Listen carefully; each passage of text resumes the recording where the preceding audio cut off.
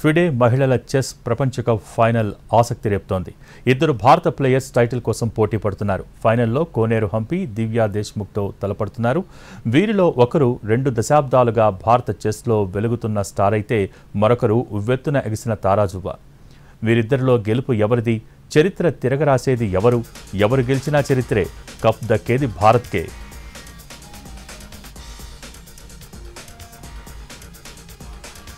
హంపి, దివ్య ఇద్దరే. అనుభవంతో పాటు ఒత్తిడికి నిలవగలదు 38 ఏళ్ల హంపి. సెమీఫైనల్లో China player top seed Li టింగ్జీతో గట్టి పోటీ ఎదురైనా విజయం సాధించింది. 2 దశాబ్దాల కెరీర్లో ఎన్నో ఘనతల్ని సొంతం చేసుకుంది ఈ విజయవాడ అమ్మాయి. 2 సార్లు ప్రపంచ ర్యాపిడ్ ఛాంపియన్ అయింది.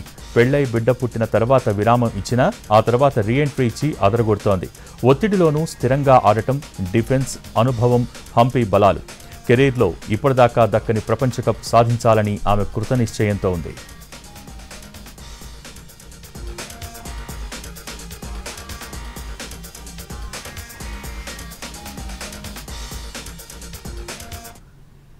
ఇక దివ్యా దేశ్ముఖ్ పెద్దగా అనుభవం లేకపోదు.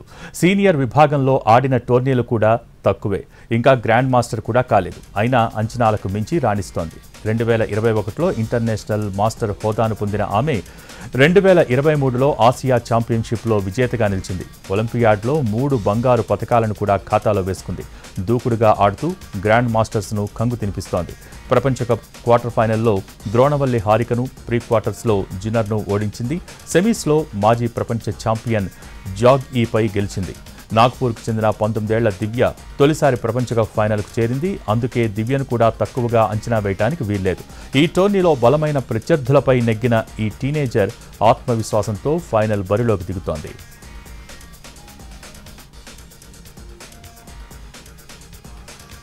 హంపి, దివ్య మధ్య ఫైనల్ పోరు క్లాసికల్ ఫార్మెట్లో 2 రోజుల పాటు జరుగుతుంది. 2 రోజుల్లో ఫలితం తేలకపోతే సోమవారం ర్యాపిడ్ ఫార్మెట్లో టై బ్రేక్ నిర్వహిస్తారు. ప్రపంచ కప్ విజేతకు టైటిల్తో పాటు 43 లక్షల రూపాయల ప్రైజ్ మనీ దక్కుతుంది. రన్నరప్కు 30 లక్షల రూపాయలు ఇస్తారు.